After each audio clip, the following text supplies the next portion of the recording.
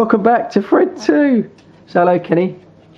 He's not interested. So going to do something other than radio, of course. Got this set up in here. Just made a quick video on this little 30 amp Shaman multicom power supply, and eventually at some point that will be up on Fred 1, but that's a radio video. You're not really interested in radio stuff on Fred 2, are you? I don't know what to show you. I mean, I hope you've all been very well. Yeah, not too bad. I've had colds and stuff here, but we're all okay. But I thought I might do something today, something a little bit different.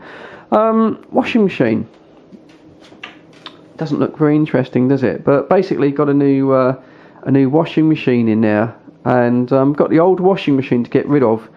So a bit like I was speaking to Jim, who is Charlie Tango 2444, and he said he's a complete hoarder. He can't help throw things away, and I'm a little bit like that myself. And so the washing machine here, this is a new one. The old washing machine went. It just kind of started making a noise, and actually got some smoke out of it, which we'll have a look at that in a minute. It wasn't as bad as it sounds. So when it comes to getting a new washing machine, because this is all sort of integral, which in practice isn't a great thing, the old washing machine is such a tight fit. I mean, you know, how do I go? You know, my dad would sort of say you would measure this with a fag paper, like a cigarette paper. It's so tight across the sort of width, and I know they're about 600 standard, 600 millimeters. So when it came to getting a new washing machine, and Bella's very interested in this one all of a sudden, but when it came to getting a new washing machine, I said let's just go and get the same washing machine again, because the last one I think lasted about 5 or 6 years, and they're not all that expensive. So we ended up getting another brand new washing machine, exactly the same, because I knew that the fittings would fit in, but now I'm stuck with the old one, which is sitting out there on the patio. So I thought we'd have a look at it, find out what's gone wrong with it, because obviously when your washing machine goes wrong, it's a bit of a panic, isn't it? Especially it was over the Easter holidays as well, so we had to get one in pretty quick, because the washing soon builds up, especially when you've got 4 people in the house. So that's the old one. So I thought we'd have a look at it as a video, and I think I'm going to strip it down, and because that is identical to that, so I think it's worth saving some of the parts, like even if it's like the door, for example, and a little sort of drawer that holds the sort of liquids and stuff, and the knobs and things, you know, because the parts, those things can sort of snap if you sort of by accident you sort of jam in the door, one of the dogs smash into it. So I thought, well, you know, maybe I'll save some of the parts. They're interchangeable, and that might increase the life out of the machine. There's no point in saving too much, because I notice now you've got, it says down there, look, you get a 10-year parts guarantee on the new one. Of course, that doesn't include the labour, does it? And the labour cost is what is so expensive, which is what I found with the oven there, which is when I've done the videos on repairing, doing the oven sort of heating element, after spending, I think it was 110 quid to watch someone come round, and they did it in about literally 3 or 4 minutes, and I thought, do you know what, I could do that. So anyway, just a pretty nonsense video. I don't, you know, I totally understand if you now sort of switch off and go and watch something a lot more interesting, but you know, it's Fred 2. So anyway, let's go outside and have a look at this washing machine. I'll show you what went wrong with it. So here's the old one, as I say, same as the one inside. And yeah, what happened with this was all of a sudden it was working reasonably fine, and it suddenly started making quite a lot of banging noise.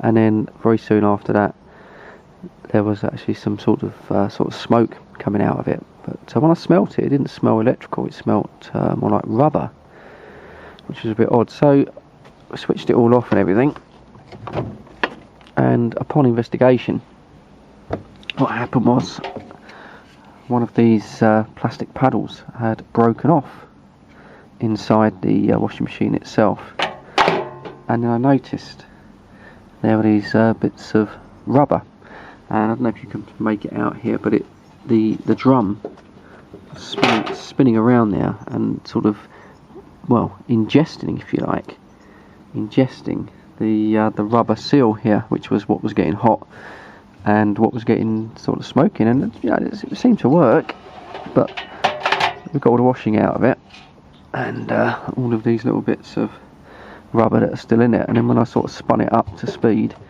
this drum just seemed to be completely unstable. It was wobbling around and it was putting way too much pressure on this rubber seal, which was what was sort of smoking. So it appears that the mountings, because all of this of course floats, we've got concrete in here at some point when we look at it, there'll be some concrete, but it appears that all of the mountings have worn and was allowing the drum to kind of vibrate, and you've got quite a lot of sort of force, there's quite a lot of inertia built up at sort of 1200 RPM where this thing spins at. You've got quite a lot of sort of kinetic energy there, and yeah, that's what's happening. So we're going to have a look at it. Everything else works, all of the controls still work. It's obviously showing signs of age, but none of the programs have gone wrong, which sometimes can happen, and the door is still a sort of a good fit, which is how I might save that. I might just take the door off, because sometimes these can get quite easily broken, especially when you've got dogs flying about. But anyway, let's turn it upside down and have a look inside it. So it didn't take long, did it? So not much in these really nowadays, you know. Look inside here, you've got which will be the water pump there, just a little propeller water pump, and then there's a filter. Then you've got the main sort of AC motor itself, and normally these, you know, these can be the end of the machine, but the motors seems quite fine. Just pinch myself there on the drive belt, but that seems to be, you know, the bearing feels absolutely fine, and you've got what I think is the control unit here, and that's it. And then you've got a big sort of massive block of concrete around the drum to try and hold everything sort of stable. But if you look at the drum, I know it's upside down, but you can sort of see that the alignment's gone, and you've got these sort of hydraulic shock absorbers here, one here, and then we got one down here, and this one in particular seems a little bit loose. So yeah, it would appear that it's just the shock absorbers really that's gone, and the whole thing has just kind of like thrown itself out of alignment and attacked the door, which is a bit of a shame.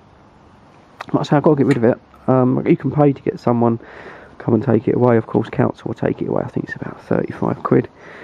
So yeah, I might as well strip it down, I suppose. If I strip it down into a few components, so I can at least get it in the car and get a great big solid block of concrete out of it, which is what's causing all of the weight.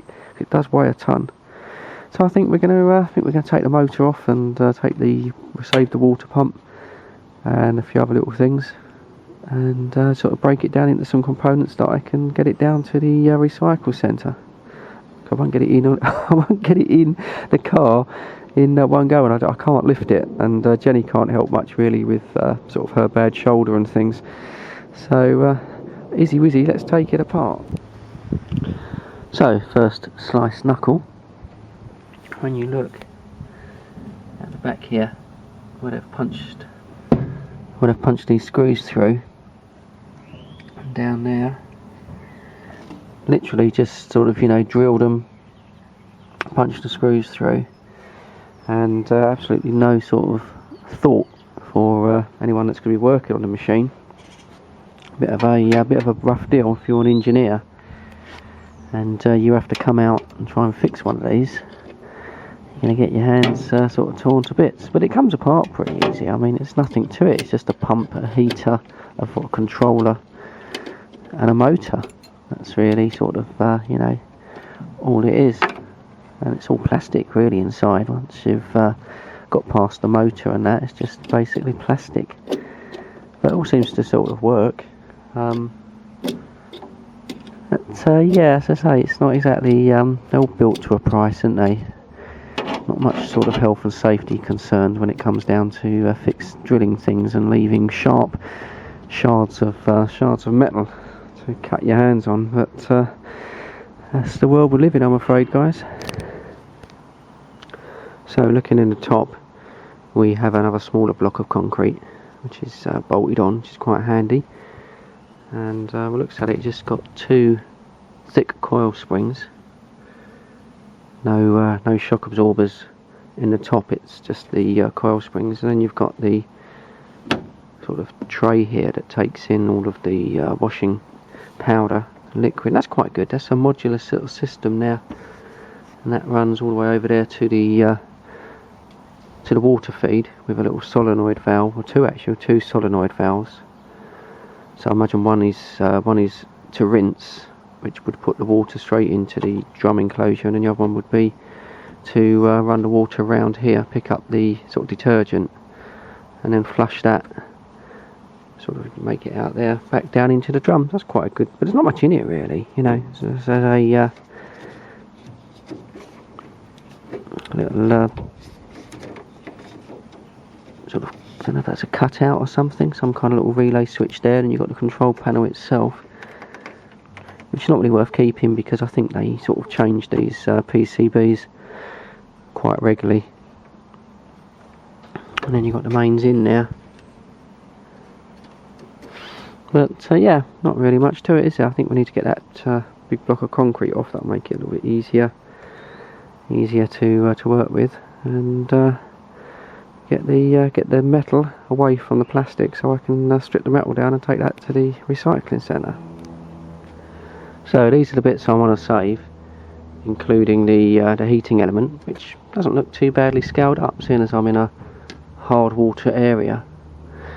And there's the rest of it. Oh dear. So yeah, it came apart fairly easy once you get the cement off it. It's not really all that heavy. And I found a date code on the drum of 2012. So yeah, it's only probably 6 years old at the most, maybe 5.5 years old. And then let down by these hydraulic struts.